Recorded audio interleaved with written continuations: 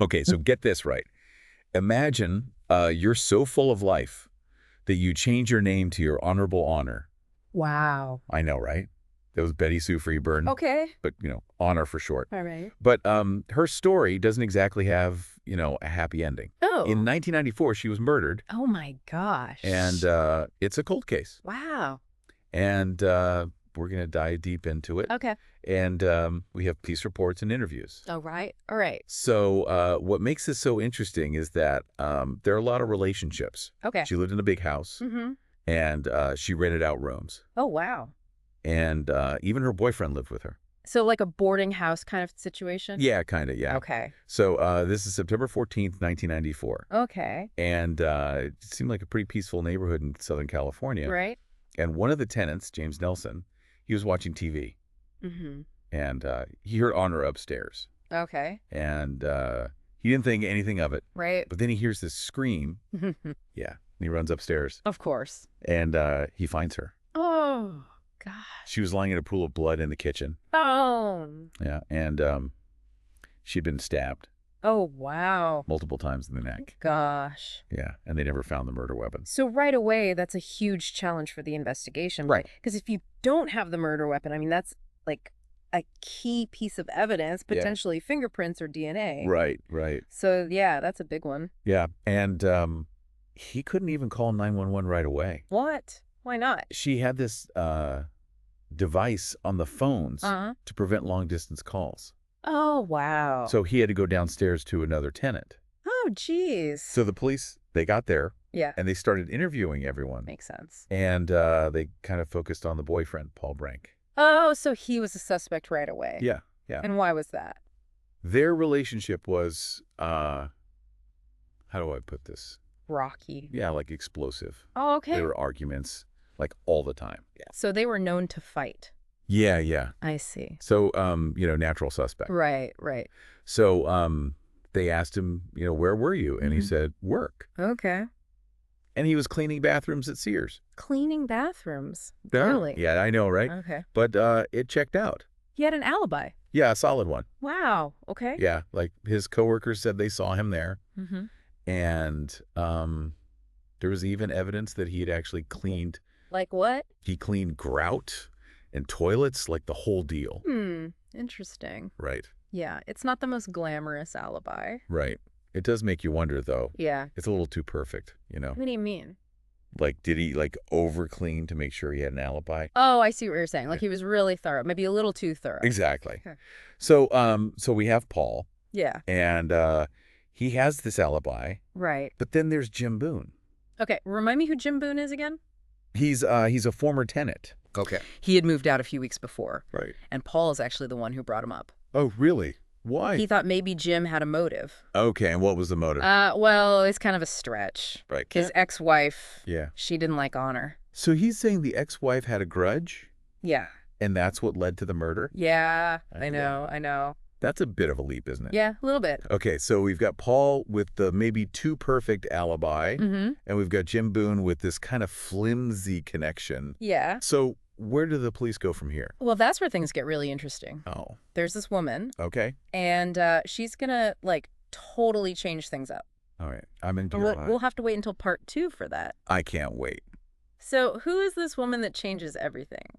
Priscilla Chavez. Okay. But everyone calls her Priyanne. Brian! Yeah. All right. So in 1997, 3 years after the murder, a new detective takes over the case. He's going through everything, looking for anything that might have been missed. Mm-hmm. And he finds this note about Priyanne Chavez. Okay. And she had called the police, saying she had information about the murder. But they never followed up. Well, there's no official record of the call. Wow, that's weird. Yeah, it's strange. So what did she know? Well, the new detective, he tracks her down.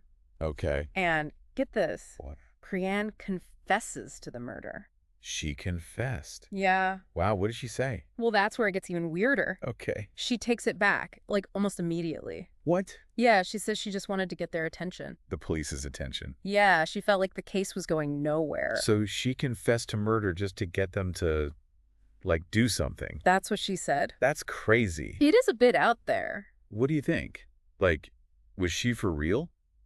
Hard to say. False confessions, they do happen. Really? Yeah, it's rare. Mm. But it happens. Sometimes people want, the attention. Oh, wow. Or they're trying to protect someone. Mm. But there's another thing about Priyan. Uh, Remember how Paul had to stay at a friend's house? Because his house was a crime scene. Right. Yeah, I remember. Well, guess who that friend was? Priyan.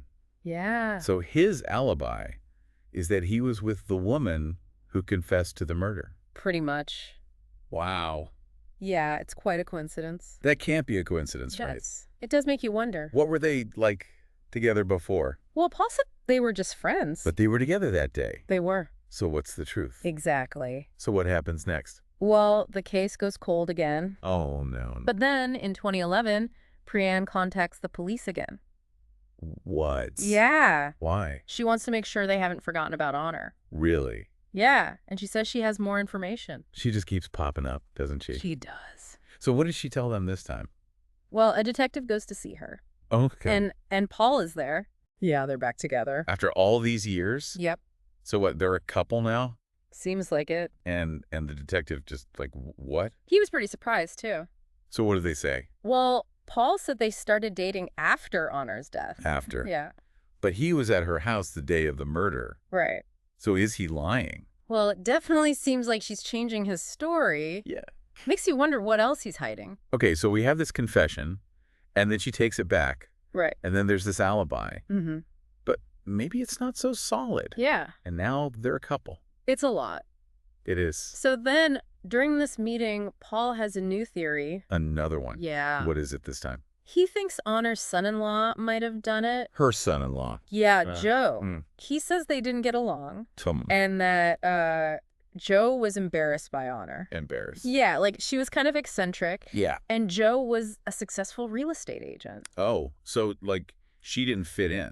That's what Paul's saying. Okay, but did they even look into this Joe guy? They did, but they didn't find anything. Right. Like, And Priyan, she backed up Paul's story. of course she did. But there's no evidence against Joe. So back to square one. Pretty much. So what else happened with Priyan? Well, the detective, he noticed something. What? Paul got really uncomfortable when Priyan started talking about a fight she had with Honor. Really? Yeah, and then Paul just ended the interview. Like, shut it down. Yeah, pretty much. Why would he do that? It makes you wonder if he was afraid of what she might say. Right. Like, maybe she knew too much. Maybe. So what happened to Priyan? Well, she died in 2018. Oh, no. Yeah, she had cancer. So that's it. No more answers. Well, not quite. What do you mean? So there's more. What happened? So, Priyan's sister, she comes forward Okay. a couple years after Priyan died. Uh-huh. And she says that Priyan confessed, Confessed. to killing Honor. Deathbed confession. Yeah. Wow. So even in death, she couldn't let it go. It seems that way. So what did she say exactly? Well, she said that she and her niece were with Priyan, Okay. and Priyan just, brought up Honor. Mm-hmm. And then she made this throat-slashing gesture Okay. and said the murder weapon would never be found. So she admitted it, Pretty much. but wait, the niece was there too, right? Yeah. What did she say? She remembers it a little differently. Oh. Yeah, she remembers Priyan saying she hid the knife. Hid it. Yeah, at her father's house. So two different stories. Slightly. Yeah. Does that matter? Well, memories, they change over time. Right. It was a couple years later. Yeah. So it's not like they're lying, Right. but it does make it, complicated. So can they even use this confession? It's tough, because Priyan's gone, Yeah. so they can't ask her anything. Right. They have to just, rely on what the family remembers. So where do they go from there? I mean, Priyan's gone. So they decided to focus on DNA testing. Oh, okay, like new technology and all that. Exactly. So did they find anything? Well, there's a big backlog. Oh, no. And because Priyan's dead, it's not a high priority. Really? Yeah. So it could be years before they get the result. Years? Yeah. Wow, that's a long time. It is. Did they do anything else while they were waiting? Well, they went back to Paul Brink. Of course they did. They wanted a DNA sample, Mm-hmm. and they asked him about the confession.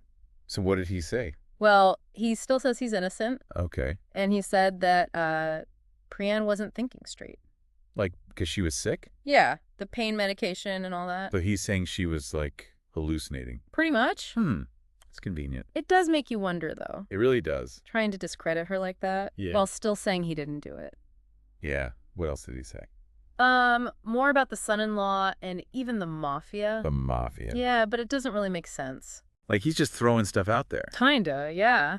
So, any other suspects? Not really. So it all comes down to the DNA. Seems like it. But even if it's, a dead end, there's still a lot to think about with this case. What do you mean? Well, like, memories. Right. They can be so tricky. They can. And how important a good investigation is. Absolutely. And how much these unsolved crimes, how much they hurt families. Yeah, it's heartbreaking. It is. So, do you think they'll ever solve it? It's hard to say, but the case is still open. That's good. And if anyone out there listening, if Yeah. they remember anything at all about Honor, Paul, Priyan, anything, call the police. Right. It could be the missing piece. Exactly. And if you're into these kind of cases, be sure to subscribe to The Deep Dive. We love diving into these mysteries. We do. And we'll keep bringing you these stories. One story at a time. That's right.